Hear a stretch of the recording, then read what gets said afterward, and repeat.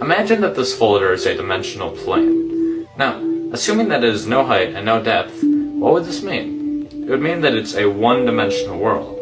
So if, hypothetically, an organism was living inside of it, it would only be able to move in a linear path forward and backwards in a straight line.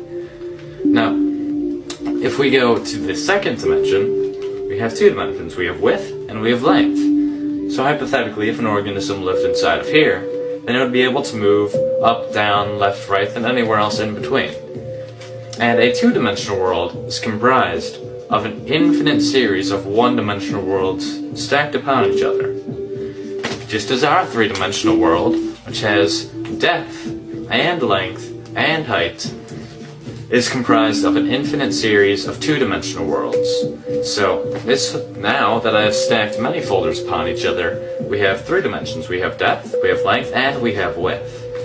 Now what happens if you keep going on from here on out? We would have a four-dimensional world. But what exactly is a fourth dimension? In order to understand this, we need to understand how dimensions are perceived. We live in the three-dimensional world, but despite that, we actually view things to be two-dimensionally. Take a perfect sphere, for example. If you're looking at a sphere, it looks just like a regular two-dimensional circle. The only way that you can tell it's an actual sphere instead of a circle is because of the hues of light on it. So just like in a two-dimensional world, if a organism in the two-dimensional world was looking upon a circle, the light would make it appear to be lighter at one end and darker in the middle. Also, if an object is moving closer and farther away from you, you don't actually perceive that it's getting closer and farther away. You see that it's getting smaller or larger, and then you assume that it's getting either farther away or closer. But let's say that an object was to grow in perfect equilibrium, so that it was growing at the same speed that it was shrinking as you move it farther away. Then you would not be able to tell, without any lights or if there were details on the object, that it's moving or growing at all. You may have assumed that since we perceive things to be in two dimensions, that a two-dimensional organism would see in one dimension. So, as we're watching this rubber band expand as it moves farther away from this little organism in the two-dimensional world, it does not actually perceive anything is happening to it because it's growing at the same speed that it's moving farther away.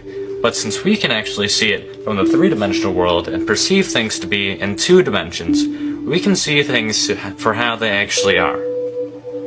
The reason that the two-dimensional organism doesn't see things the way they really are is because the two-dimensional organism sees things in one dimension, just how we, three-dimensional creatures, see things in two dimensions. So in a way, we don't really see our world the way it truly is. A four-dimensional creature, however, seeing our three-dimensional world in three dimensions, would be able to see through things. Would be able to see absolutely everything, just as we could see if there was several organisms spread along a 2D environment on your floor. You would be able to see inside houses. You would be able to see inside of people. So if a two-dimensional world, a flat surface, is just made of an infinite amount of lines, then the 3D world is just made out of an infinite amount of planes. So the 4D world, logically, is made out of an infinite amount of 3D objects. Though they're not just put together like you would like building blocks. That's not how the 4D world is. That would just be 3D again. So in order to understand this, we need to understand the logical progression of mathematics in our world. Imagine that this connects piece represents the first dimension. It's simply a straight line, which is basically what the first dimension looks like. And if you add 3 more of these straight lines and connect them so that adjacent sides are perpendicular and opposite sides are parallel, then you have the basic shape of the second dimension. You have a square.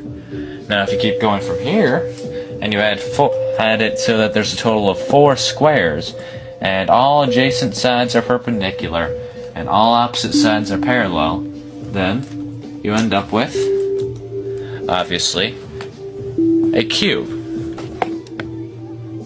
So, if you tried to keep going from here, and you would have a 4-dimensional basic shape, you would have what's called a tesseract. Now, I cannot show you a tesseract, but you need to understand that it's basically 4 cubes that are within each other that have all adjacent sides perpendicular and all opposite sides parallel. Yet there are 4 lines connecting to each vertex.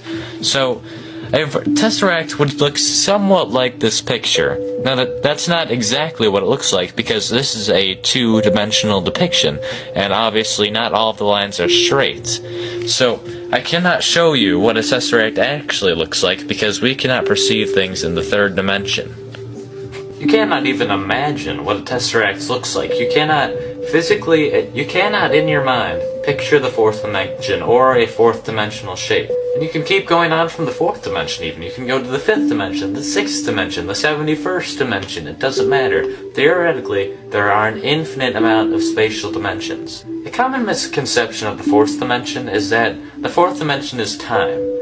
Now, while some argue that by going forward and backwards in time, if you move forward the same distance and backwards the same, then you would end up in the same place you started, just like in the 4th dimension. And while that may seem logical, if you think about it, it really doesn't make sense.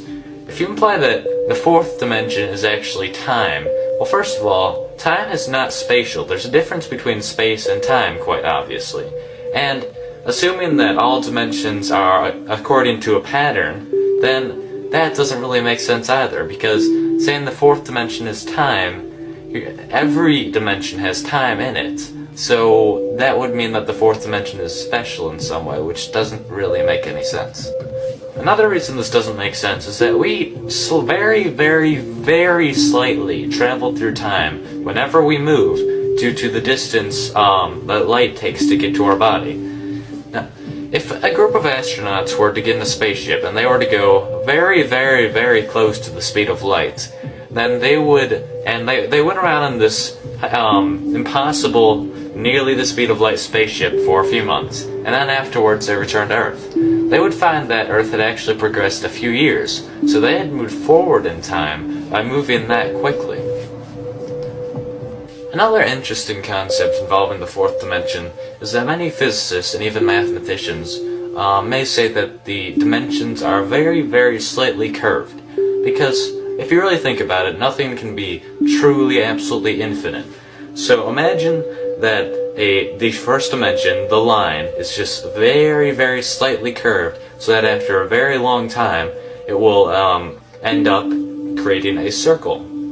So, as suggested by many physicists, if you keep going in the same direction, then you will end up where you started after a very, very long amount of time, obviously. And the same thing would happen to the 2nd dimension. If it's just a square, and then you extend it very, very slightly in a curve, and it will eventually make a sphere. And the same thing happens in our dimension, except it will form a very, very slightly curved 3rd dimension, which will form a 4-dimensional universe, basically. So what this kind of means is that our 3-dimensional world is within a 4-dimensional world, and the 4-dimensional world is within a 5th-dimensional world, and so on. Now, I did say that nothing can be truly infinite, but if this is true, and a dimension is really within another dimension, within another dimension, within another dimension, then I'm implying that there's an infinite amount of dimensions, which is the only problem I really have with this theory. I'm not sure if it ever stops, or if infinity is really even possible. We don't know that. Thanks for watching my video, and I hope this gave you a better idea of what the 4th dimension is.